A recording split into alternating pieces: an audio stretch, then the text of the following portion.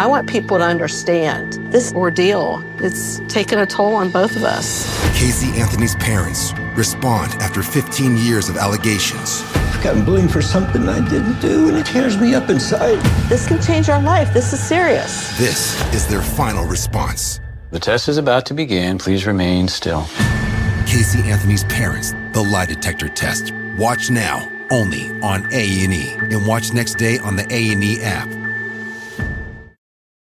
The friendship is sharing deal. Because I want one of your McNuggets. And I need some of your Quarter Pounder. There's a deal for everyone at McDonald's. Get one favorite like 10-piece chicken McNuggets, a Quarter Pounder, or a Big Mac, and get another for just $1. Price and participation may vary. Valid for item of equal or lesser value.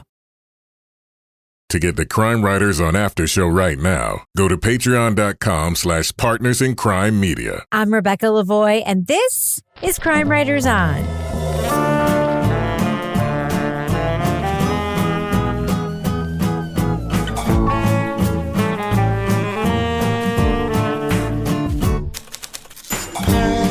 Crime Writers On is the original true crime review podcast that digs into true crime, pop culture, other podcasts. And on this episode, a newspaper reporter spots a pattern in a string of murders. Is one person responsible for 13 deaths? Keira Knightley tries to solve the case in the new movie Boston Strangler. Joining me to get that done and more is true crime author, TV journalist, host of These Are Their Stories podcast, my husband and love of my life, Kevin Flynn. Hello, Kevin. Hello, Rebecca. Also with us is private investigator, certified pet detective, resident cat lady, and author of The Final Curtain, Laura Bricker. Hello, Laura. Hey, Rebecca. And finally, what?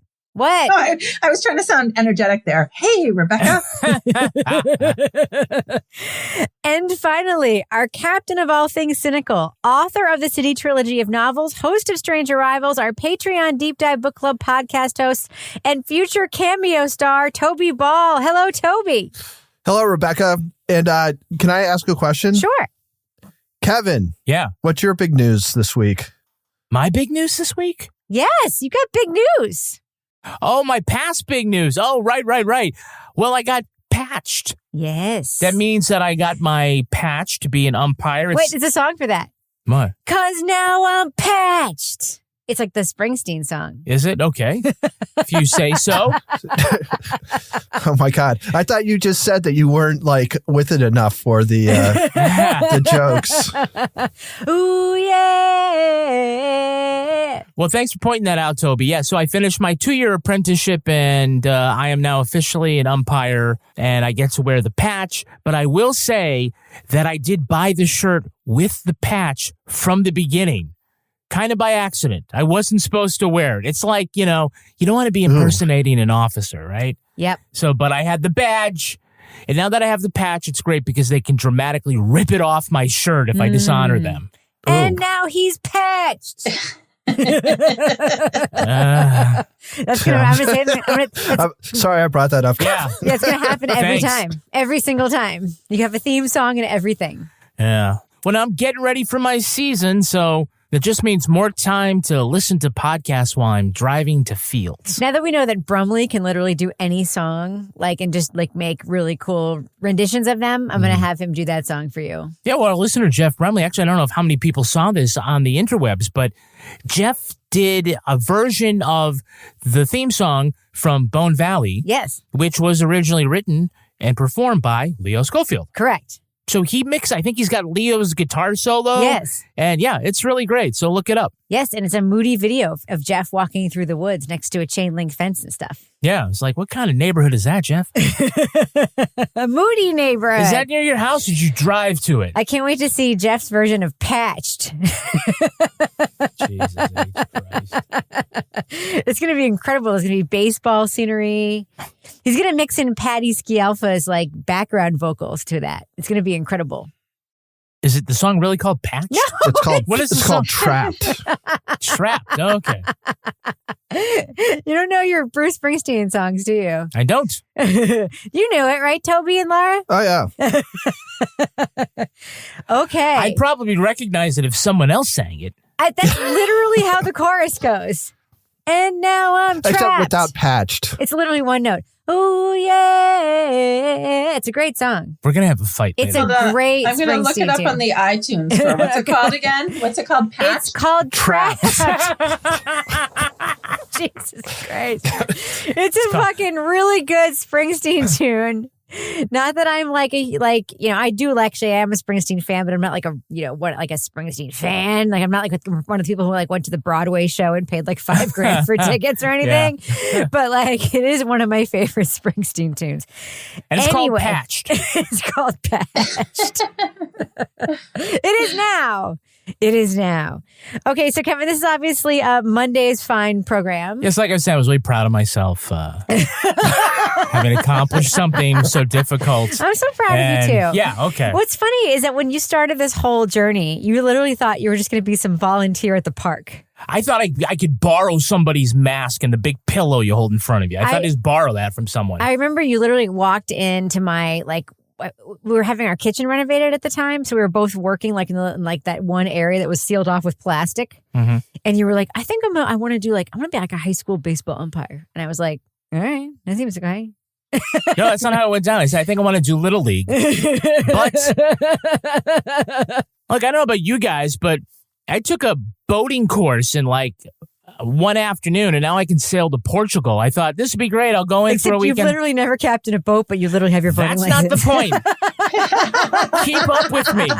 In New Hampshire, you do not even have to know how to drive a boat to get your boating license. It's incredible. Yeah, but you have to know all kinds of weird shit, though, about if you're going upriver and you get to a triangle, do you stay left or right? I'm like, I don't fucking know. It depends if you're going east or that's the name of that song. It's not coming up anywhere. It is the name of the song. It is the name Trapped. of the song. Yeah, it is. What is it? Trapped. You'll be fine. Like when you trap somebody, they are trapped. Yes, it's fine. It's fine. Toby and I are very confident about this.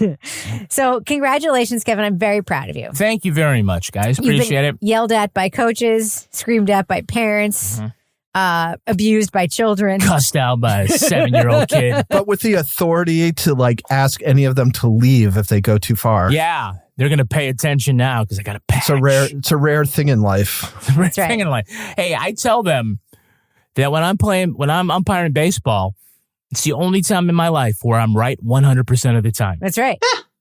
I said, not at home. Definitely not at home. That's right. And what do you say to the coaches when you say that you don't like the call or whatever? It's hey, you didn't like that last call. You're not going to like the next one.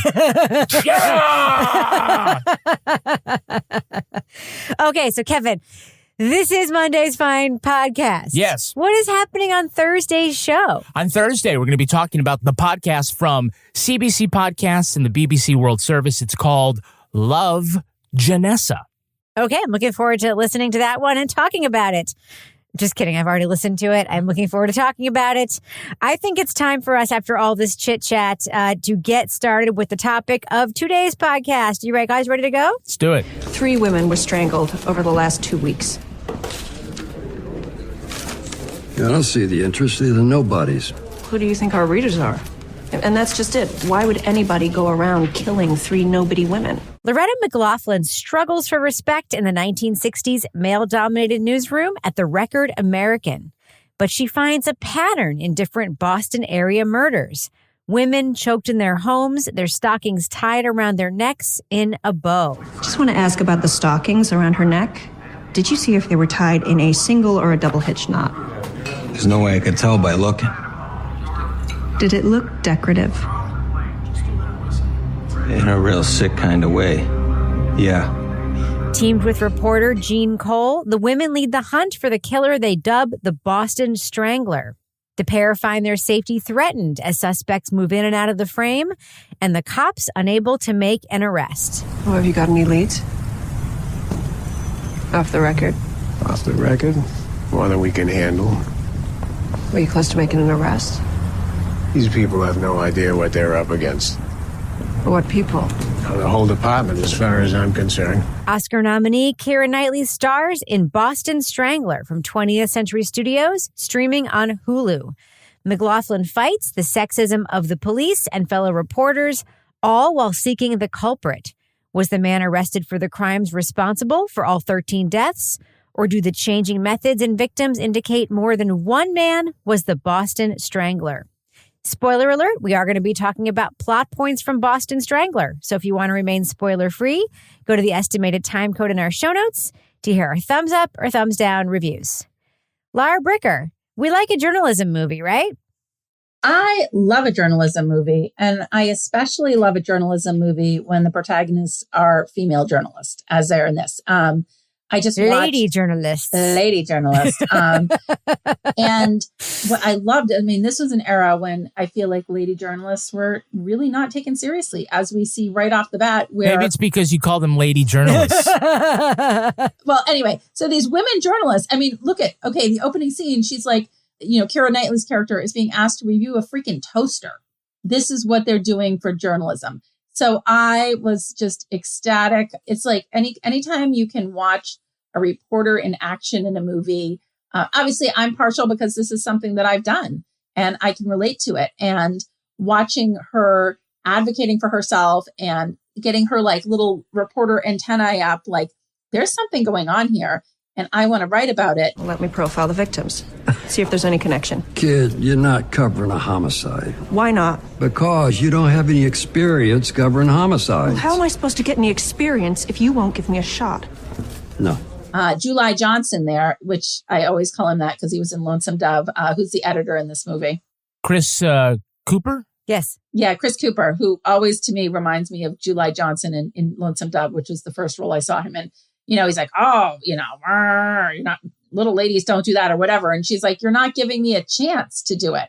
And so you have somebody that you can root for in this. And, I think one of my takeaways at the end is I would have liked to actually just see her story more so than the Boston Strangler story, because that to me was more, I don't want to diminish people being murdered, but that to me was a more compelling narrative. First movie I ever saw Chris Cooper in, by the way, was October Sky, which I believe was Jake Gyllenhaal's first film. Mm-hmm. Really great film. Kevin? Yeah, I actually think that there wasn't actually a lot of attention on the killer, the Boston Strangler, as far as point of view. We don't actually see a lot of the 13 murders, right? We see a couple of things. We see at one point some crime scene photos, but we see a murder or two. We don't see a systematic. It's not like a David Fincher film with lots of it stalking. Isn't like we have stuff. to see all Baker's dozen of them in vivid detail. We really do maintain the point of view of Keira Knightley's character and these two partner reporters here. So it's still primarily from their point of view, and they are trying to chase down the story, but we're not getting an awful lot of overly gratuitous violence. You like the performances though, right, Kevin? Oh, I do like the performances. I like Keira Knightley an awful lot. Carrie Coon, I believe is the name of the actress who's doing Jean Cole. I think her character is a little steelier. She's, comes off as the seasoned reporter, but I think in general it's a very strong feminist perspective on these roles. I mean, Keira Knightley's character, she's strong and strong-willed, but we also kind of realize how vulnerable she is, how she's put herself kind of in a dangerous situation. And that creates, I think, some good tension. I don't think she's put herself in a dangerous situation. Well, when she walked into Daniel Marsh's house? Well, yes. Daniel Marsh is scary as fuck, but that's and the a figure conversation outside for a second from now. So, Toby, you actually noticed something that I noticed also, which at the scenes in this film, speaking of Fincher, I compare movies like this all the time to Zodiac. Because, Zodiac is another journalism film about somebody on the tail of somebody murdering people. And one of the things that's wonderful about Zodiac, which is my favorite Fincher film, is the sort of extended length of a lot of the scenes. And you noted, as I did, that the scenes in this film are very short. What do you think of that stylistic choice? I think it's poor. I didn't like this at all. And one of the reasons was the whole thing just feels so rushed. Like it feels like maybe they're getting ready to do like a 6-part series and somebody's like, yeah, that's not going to happen. So like, well, let's get in all the plot points that we wanted in 6 episodes and we'll try and cram it into 2 hours. This should be suspenseful. You should end up feeling like the 2 leads, but like I didn't feel like I knew the 2 main characters. I mean, they kind of stand in for like determined sort of feminists, like we're not we're not going to take a step backwards reporters, but you don't really know anything about their personalities or like what it would be like to hang out with them or anything like that.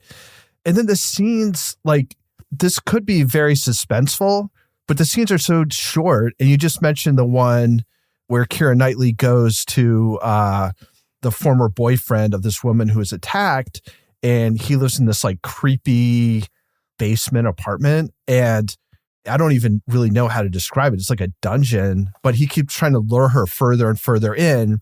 And she finally is like, no, I'm not going. And she takes off. But the whole thing takes about 30 seconds. It's just back here. We can talk just back here. I've just remembered that I've got another appointment. I'm gonna have to come back another time. Like the way to do that is to have it take, a couple of minutes or something, so you can build up the suspense, you can build up the fear, the sense of danger. But it just happens so fast. It's like, oh, this guy's kind of creepy. Oh, well, I guess she's out of there. Let's go on to the next scene. They were trying to get way, way too much done in a short period of time, and so nothing really landed. There's actually a parallel scene in the reason that I thought of that in Zodiac, where Mark Ruffalo goes to somebody's house, the guy with all the slides in the sort of slideshow room, and it is creepy and scary as hell, even though he ends up like not being the Zodiac, where the guy's like super sketch. And Kevin, you also thought that scene had some suspense potential, right? Oh yeah, I was waiting for him to ask her to put the lotion on, or otherwise she'll get the hose. Yeah. Yeah. So the one character that I really liked, Laura Bricker, was Detective Conley, played by Alessandro Nivola, who actually followed me on Twitter this week after I tweeted about his performance. I thought he was super good in this. I'd like him to follow me on Twitter. Oh, hey. And I really did like, I think his was one of my favorite performances in the film, because I think, the cop source performance, but then also I just, sometimes an actor just like pops in like the small time they have on the screen. I don't think you understand what I'm dealing with here. I'm getting 100 tips a day. I got thousands of sex offenders to screen. Now the commissioner just ordered a raid on every gay bar in the city. I'm doing all I can, but I'm not playing with a full deck. But you actually sent me a note about sort of a cop source, and it reminded me of Piper Green in your series of books and her cop source. Not that there's any romantic tension between Keira Knightley's character and him, but I've always wondered for you whether or not you had a cop source when you were a local reporter. I had a bunch of cop sources when I was a local reporter. And so, I think that's one of the things that is sort of thrilling when you are a reporter is, thrilling, I don't know, but it is, because it's exciting to be on the police beat and to be trying to get the scoop on stories. And then when you get a police source that trusts you and will feed you information, and you do sort of share information. That's how it works. It's like a quid pro quo. I give you some information, you give me some information. And I think one of the most exciting cop source stories I had was I was sitting at my desk, and I was a brand new reporter, and I got this phone call one morning, and they just said, be at this place at this time. There's something going on, dog fighting. And I'm like, what? And so a photographer and I went out to this home out in Newton, New Hampshire, in this neighborhood of what I call McMansions, as a bust was taking place on a man who was operating an illegal pit bull fighting ring out in this Quonset hut out behind his McMansion.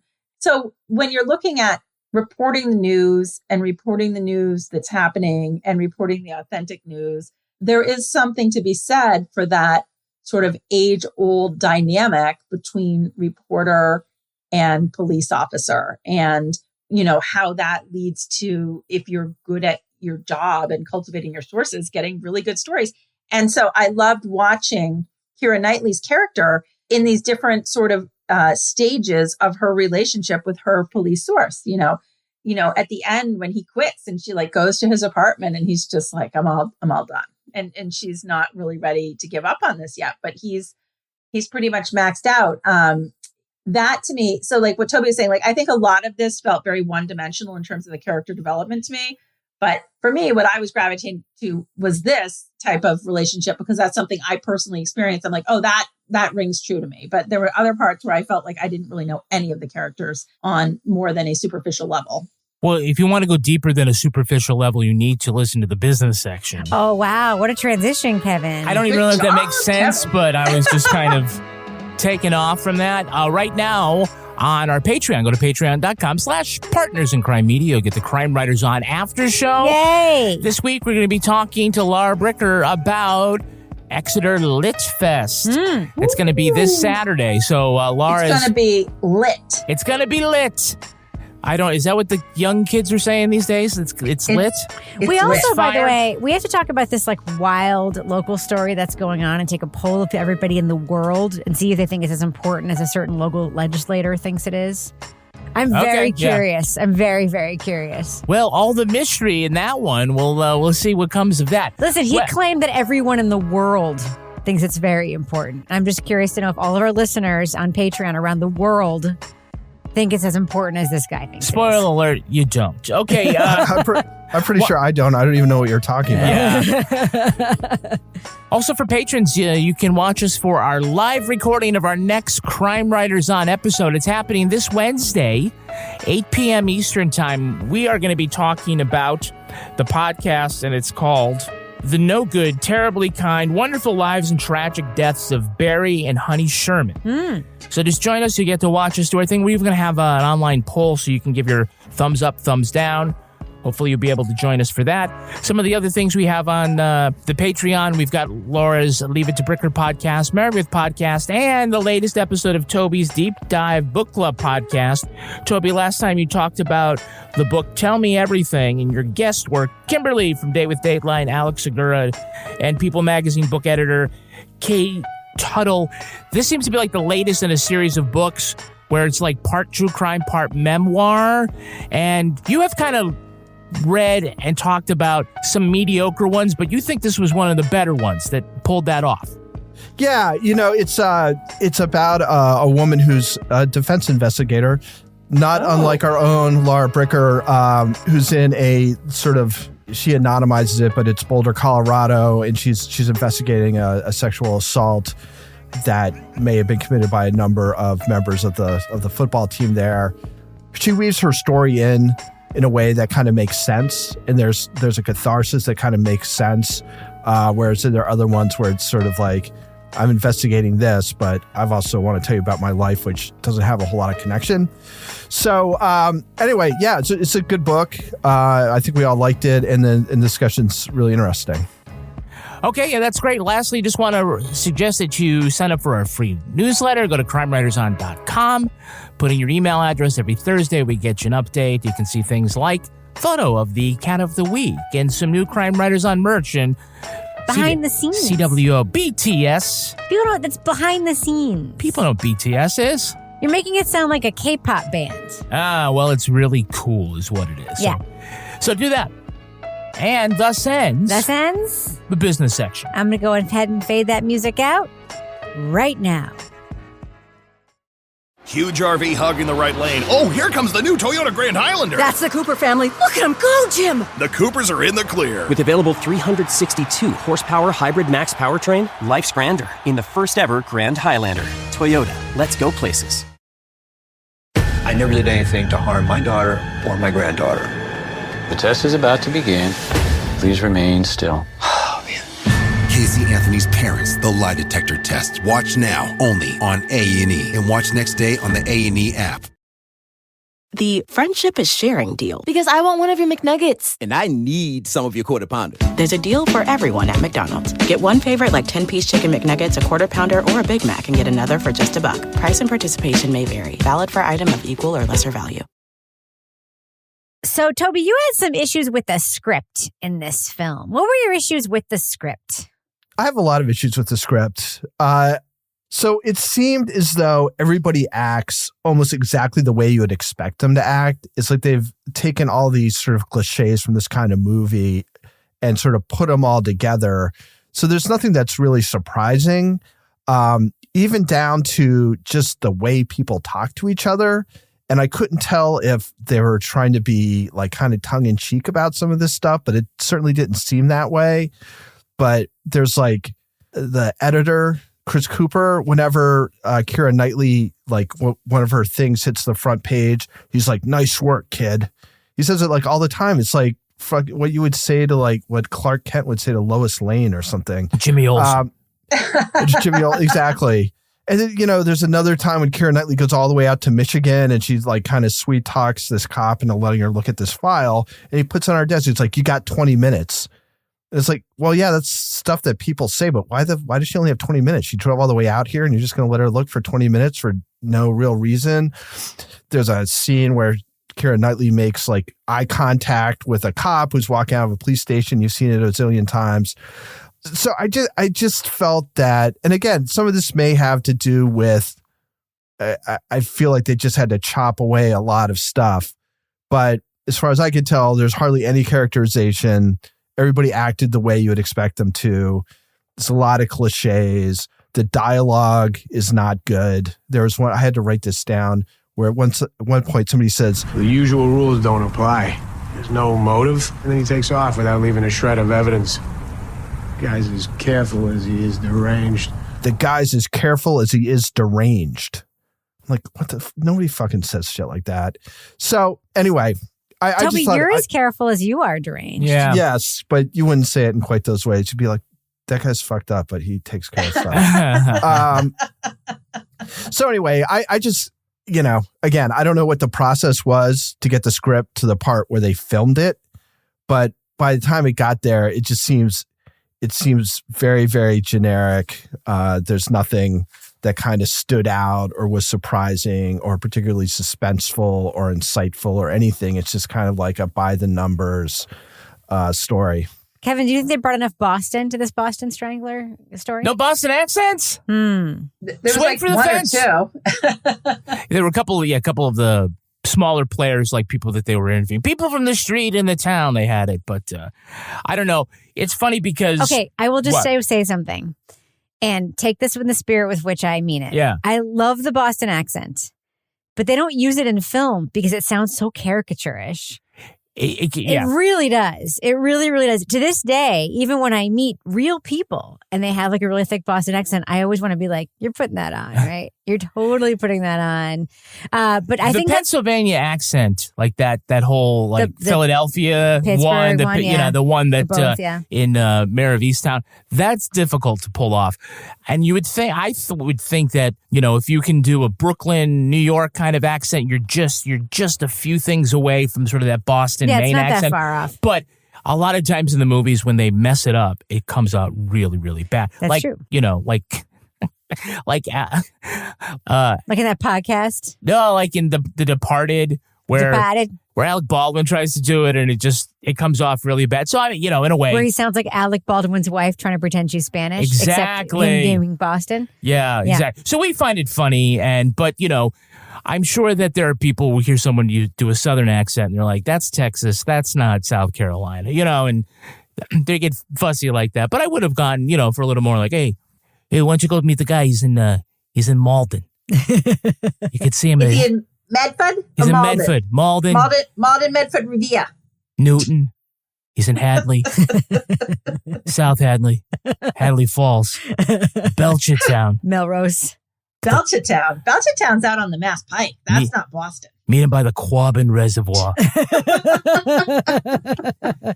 Laura, what's funny to me is that, I've been in New England since 1993. And, the Boston Strangler case, do people talk about it? Because I don't really feel like they do.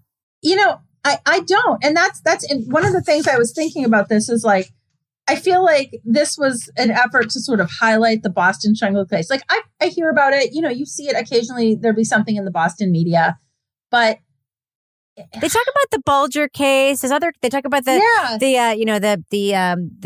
Isabella Stewart Gardner case. But it was surprising to me. I just want to say this because watching this story, we listened to the podcast a few years ago, but watching this movie and finding out that these two women, spoiler alert, we said that already, but the fact that I already knew DeSalvo was not considered anymore. And I always knew it was sort of a mainstream theory that he's probably not the main Boston Strangler. But the idea that there's these multiple guys, I'm like, well, that's weird. But then I looked it up and I'm like, That's actually sort of that's not a fringe thing. Like a lot of people think that.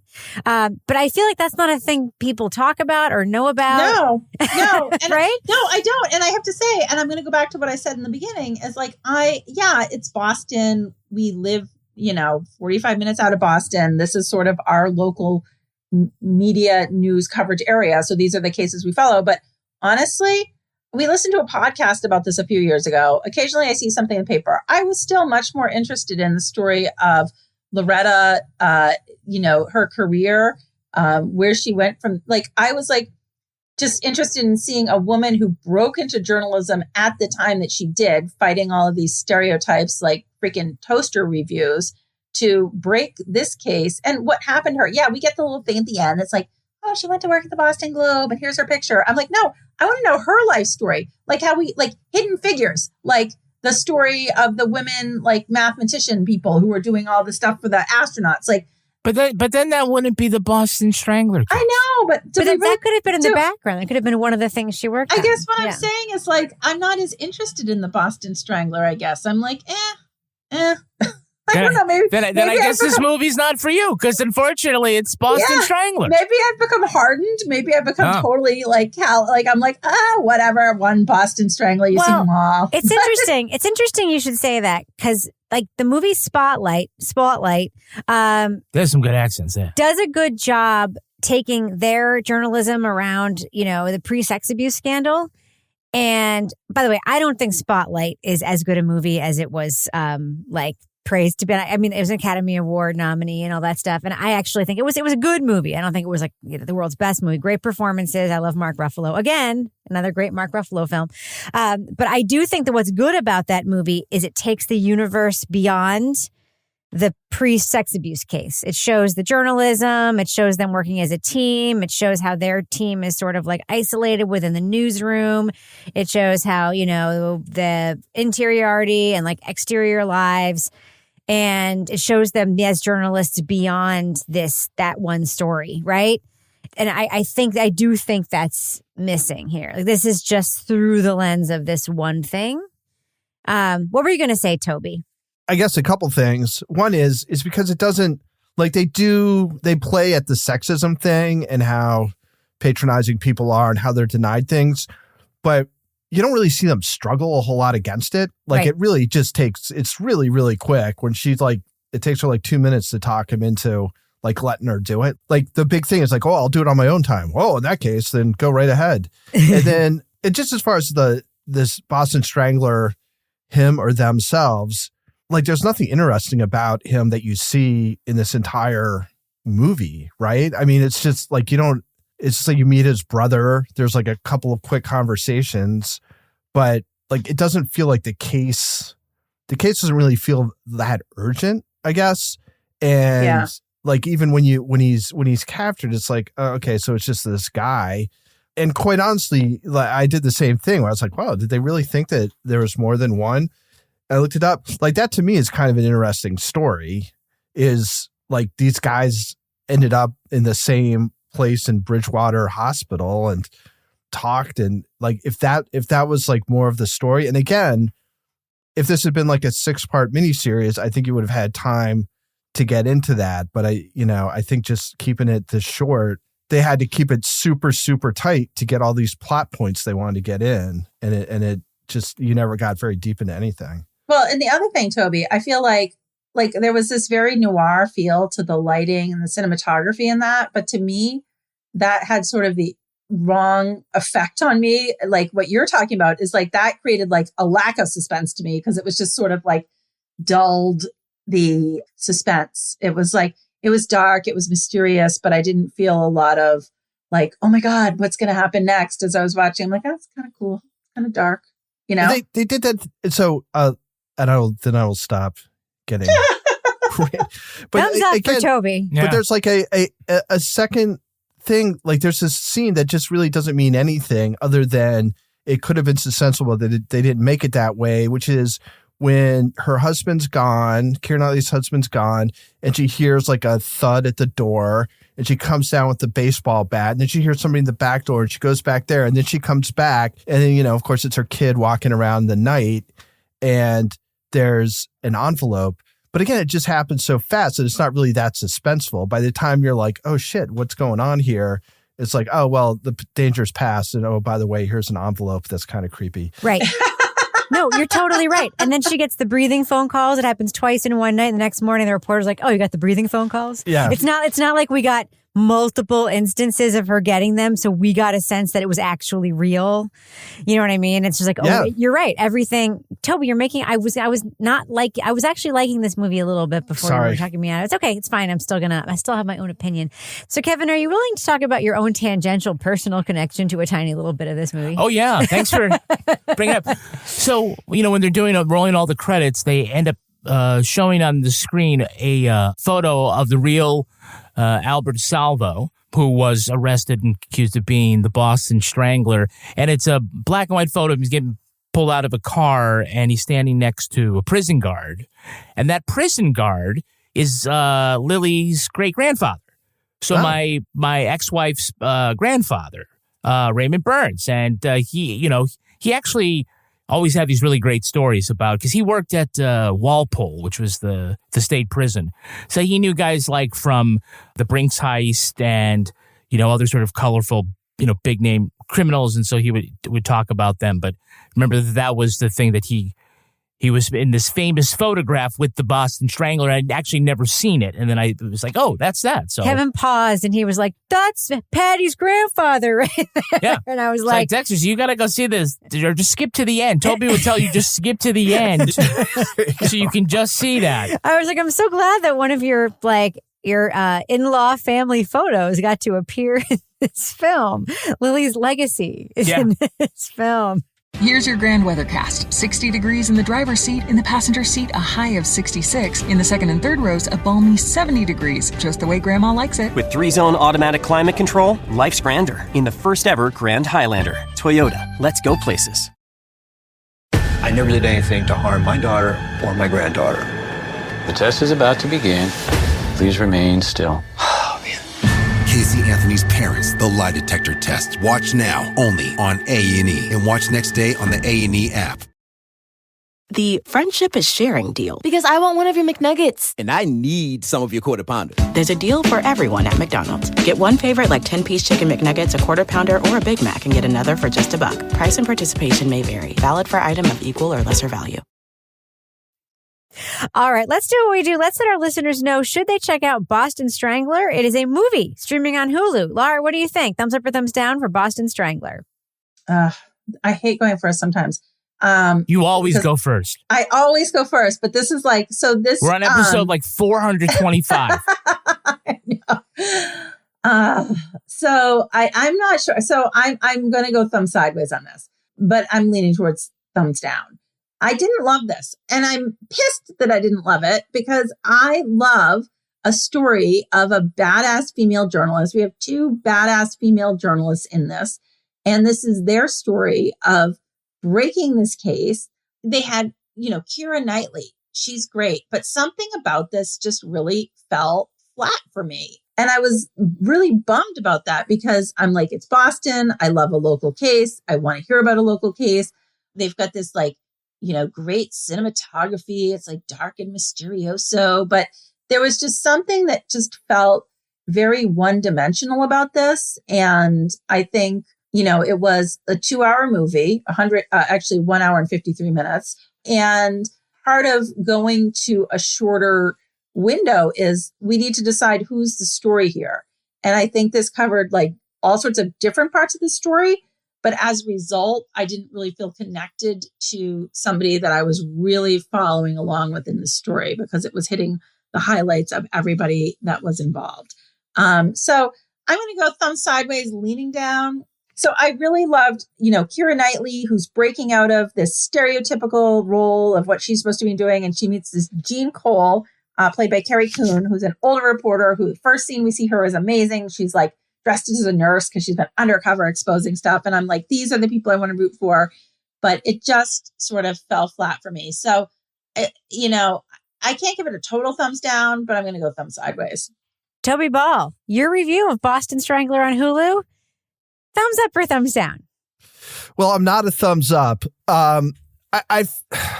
So it feels like this movie, like there's a whole bunch of plot points they wanted to tick off. And I think there were like a 6-part series worth of plot points that they tried to jam into 2 hours. And subsequently, there's nothing to kind of hold on to. Even like the main characters, like I don't really feel like you get a sense of who they are. They're sort of symbols. I thought a lot of the writing was cliched, and there's a lot of kind of shortcut stuff that you've seen a zillion times before in other movies and shows, so you know how to interpret it. And I think it allows them to do kind of a shorthand to kind of move things along. The scenes are really short, so they don't really build up much suspense. I was surprised by how sort of lacking in the things that like sort of a prestige type film or television series. It just felt like it lacked that, other than, I'll say, having really, really good actors who are doing their best with what seem to be fairly poorly written roles. So anyway, that's a long way of saying I'm a thumbs down. Kevin Flynn. I'm thumbs up. I didn't have the same problems with it that everybody else seemed to have. Some of you think it was too short. Some of you think it was too long. I felt like Goldilocks. It was just right. I will agree that some of the personal stuff seems pretty predictable. If you say women in the newsroom and it's 1962, you can kind of imagine like where those personal stories go. But I thought it was strongest when it kind of dug into the actual case and followed that. I think it's a great feminist take, however. We're following this crime or these crimes from the view of Keira Knightley's character, a female reporter. Overall, I thought it was pretty good, great feminist take for me, and it really dug into a case that should be. Well, I mean, it's not that it's not well known, but some of the new details and the new thoughts about what actually happened, I liked that part of it. So I'm going to go thumbs up. Yeah, I think it's fine. I'm giving it a thumbs up. I don't like it as much as I did when I started talking to Toby about it, to be completely honest with you. He has that influence. No, honestly, I didn't love it. I actually think it's one of those things where, and this is not a fair way to review something. I already pay for Hulu anyway. If I had to pay more to see this, I probably wouldn't be like, thumbs up. I'd probably be like, meh. I mean, if you had to pay to go to the theater. Exactly, right? I paid to see Zodiac in the theater, and I was like, yeah, that movie was fucking great. But otherwise, I was scared to death, and every time I watch it on TV now, I have to cover my face half the time. But yeah, no, I thought it was fine. Not great, not wonderful, but serviceable. Like for like a 2-hour movie, if you want to see some good performances and like get a little like journalism action in. It's not offensive. It's just okay. I can't say it's bad. I didn't love it, but I kind of liked it enough to give it a mild thumbs up. So that's where I am with it. Mild thumbs up. And just know that now Toby, you maybe like would have dragged. If I had 5 more minutes with you, I could have been into like some sideways, thumbs down range. But you didn't have me for long enough. So thumbs up for me for the Boston Strangler. Toby, you didn't last long enough to satisfy a woman. I have a lot to live up to, Kevin. And now it's time for my favorite part of the podcast, a little something I like to call the crime of the week. Officials in New Jersey have expelled a high school student when they found out she was actually a 29-year-old woman. Hye-jong Shin has pleaded not guilty to charges of falsifying her birth certificate to enroll in New Brunswick High. Her lawyer says she did so to relive the kinds of friendships and sense of security she felt during her high school experience. For us, that experience would include cutting remarks from Queen Bees and maybe even swirlies in the toilet. But everyone's mileage may vary. Shin had been working on her master's degree at Rutgers, then divorced and fell into debt when she decided the cure for her ills would be to join the Zoomers and slide into trig or European history. The school agrees Shin did not have any criminal intentions nor posed a threat to students or staff. She's asked the judge to send her to a diversion program for first-time offenders. It's like what teenagers go to, right? Exactly. Yeah, I guess she is like a teenager. So, panel, it wasn't always the greatest experience, and we couldn't pass for high school students anymore, and how? But if you could, what would you actually enjoy about high school today? Laura Bricker, what do you think? Skipping first period and going out in the culvert and smoking weed. Wow. Toby Ball, you can still do that, Laura. Look at Toby's face. That was a fun surprise. Toby, Laura, by the way, you're an adult. No one's stopping you from doing those things. No, but like, how nice was it to skip school or leave early? I didn't do that shit in school. I was such a goody two shoes. I skipped all sorts of school. I skipped when I was a senior, not going to lie. Toby Ball, what would you enjoy about high school if you could go back as you now today? As me now today? Well, Ragers in the Woods, of course. Oh, what about you, Kevin? Well, it would be bragging about all the sex I've had. Oh. Yeah, guys. Like the time you threw up on that girl in the car. Oh, jeez.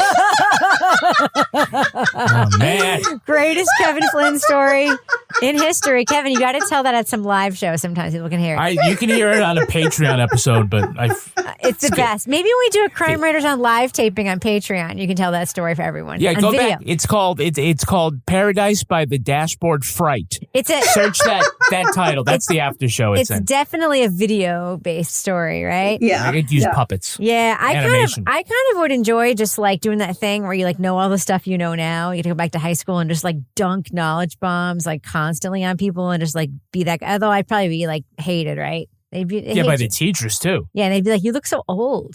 What are you doing here? You look so old." Anyway, that's going to do it for us. But before we go, Laura Bricker, if people want to find you on social media and say hi, how can they find you there? They can find me at Laura Bricker. Tell you about what about you? How can folks find you online? Let me quickly plug Strange Arrivals. Yeah. We're in the early stages of this season still. Check it out on your podcast app, which I guess you're listening to this on. And if you like it, if you can leave a rating or review on iTunes, that would be hugely helpful. It's called Apple Podcast, Toby. Get with the times. Or whatever. And you can tweet to me about it at TobyBallNH. Kevin Flynn. I'm at Kevin P. Flynn. And if you want to follow me on Twitter or Instagram, you can find me at Reb Lavoie. You can also follow the show on Twitter at Crime Writers On, and I encourage you to join our incredible community in our official Crime Writers On Facebook discussion group. We also have a regular old Facebook page. Go there, but join our group. It is rad.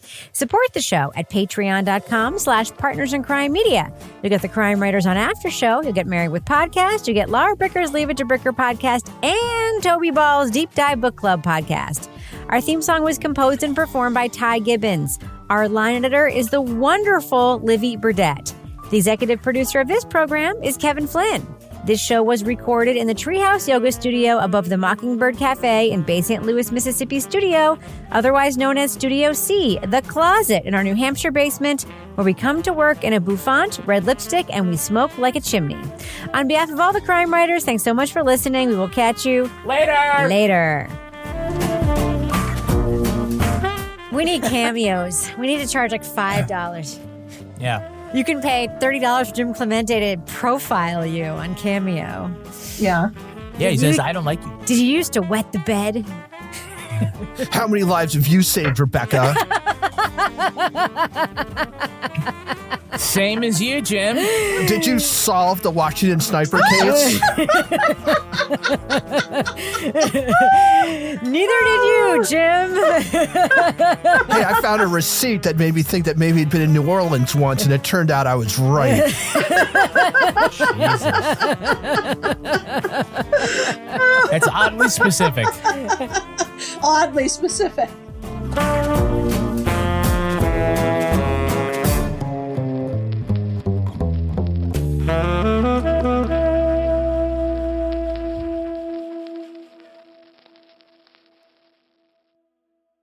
The friendship is sharing deal. Because I want one of your McNuggets. And I need some of your Quarter Pounder. There's a deal for everyone at McDonald's. Get one favorite like 10-piece chicken McNuggets, a Quarter Pounder, or a Big Mac and get another for just $1. Price and participation may vary. Valid for item of equal or lesser value.